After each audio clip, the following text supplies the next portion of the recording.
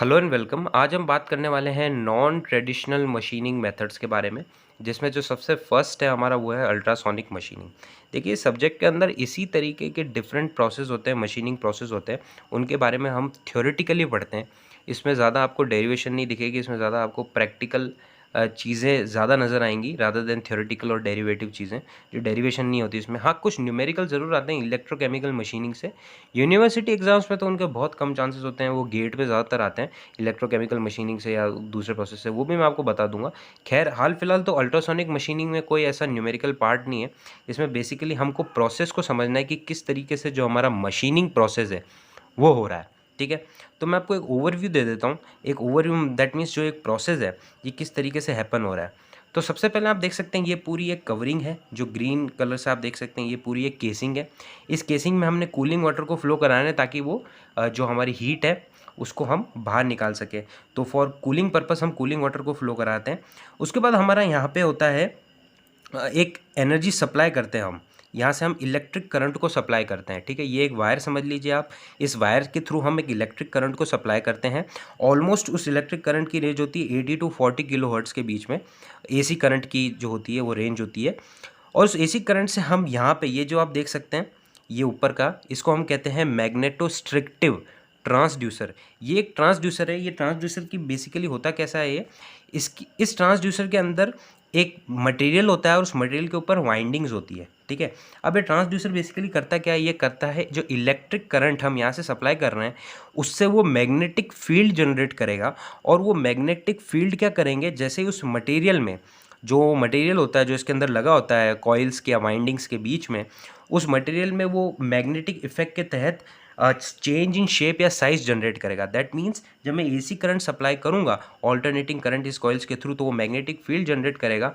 तो magnetic field इस तरीके से जनरेट करेगा कि इसके अंदर जो मटेरियल लगा होता है उसकी शेप कॉन्टीन्यूसली चेंज होती जाएगी। वो एक तरीके से शेप चेंज होती है तो वो एक तरह से ऐसा लगेगा कि वो वाइब्रेट कर रहा है। इसके अंदर जो मेटल लगा रखा होगा, ये मटेरियल है जो इस वाइंडिंग के बीच में लगा रखा है, ये मेटल इस तरीके से अपनी शेप को चेंज करता है जब इसको अल्टरनेटिंग करंट प्रोवाइड करते हैं।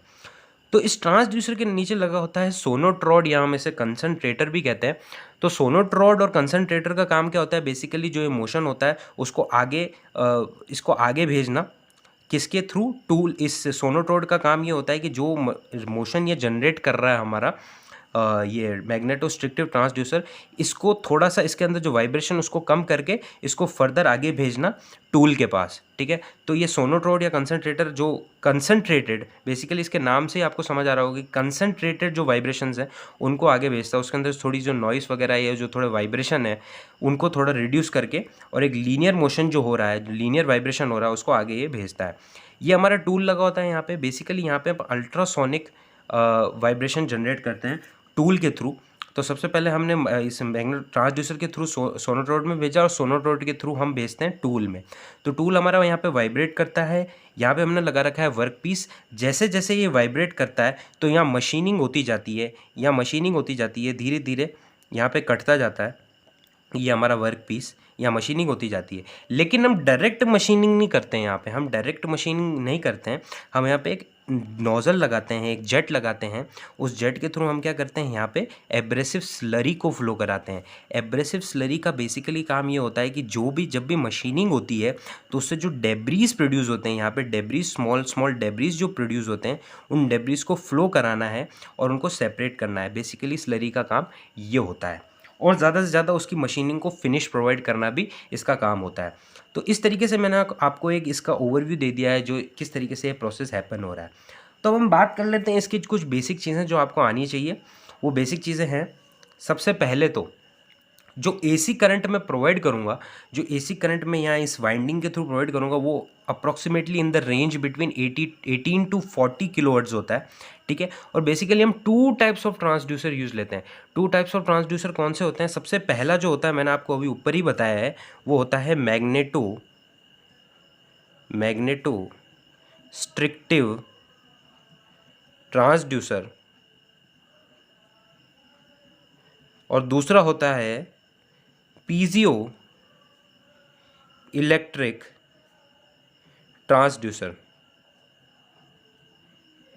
तो मैग्नेटोस्ट्रिक्टिव ट्रांसड्यूसर के बारे में मैंने आपको अभी बता दिया है। पीजो इलेक्ट्रिक ट्रांसड्यूसर का काम भी ये होता है, जैसे ही मैं उसको इलेक्ट्रिक करंट प्रोवाइड करूंगा तो उसके अंदर रखा जो मटेरियल है या कोई भी मेटल रखा है उसका शेप चेंज होगा। उस शेप के चेंज होने से, लगातार चेंज होने की वजह से क्या होता है, इसमें एक लीनियर वाइब्रेशन जनरेट होता है और वाइब्रेशन को वो सोनोट्रोड आगे भेज देता है टूल में। तो उसका प्रोसेस भी सेम है। हमने यहाँ पे मैग्नेटोस्ट्रिक्टिव ट्रांसड्यूसर लिया है। आप पीजियो इलेक्ट्रिक ट्रांसड्यूसर भी जनरली इसमें यूज़ होते हैं अल्ट्रासोनिक मशीनिंग में। अब हम बात करते हैं इसके एप्लीकेशन की, ये कहाँ कहाँ इसके एप्लीकेशन रहता है। तो बेसिकली जो अल्ट्रासोनिक मशीनिंग होती है उसका एप्लीकेशन रहता है in your brittle material machining. जब हम ब्रिटल मेटल्स को, जैसे कि कार्बाइड टूल्स हो गए, सिरामिक्स हो गए, और या फिर इसका एप्लीकेशन होता है इन डेंटल, ठीक है, दांतों के उसमें भी हम इसको यूज़ लेते हैं डेंटल एप्लीकेशंस में। और साथ ही साथ जब हम प्रेशियस स्टोन्स जो होते हैं, जैसे कि हमारे हम जो हाथ में पहनते हैं, जो नगीने होते हैं, उनका भी इसके अंदर जब मशीनिंग करना हो तो हम अल्ट्रासोनिक मशीनिंग का मेनली यूज़ लेते हैं। साथ ही साथ एक चीज़ है कि इसमें एक चीज़ ध्यान रखने की बात है कि जितने भी ब्रिटल मटेरियल्स हैं उनकी मशीनिंग के लिए बहुत ज़्यादा यूज़ होता है अल्ट्रासोनिक मशीनिंग।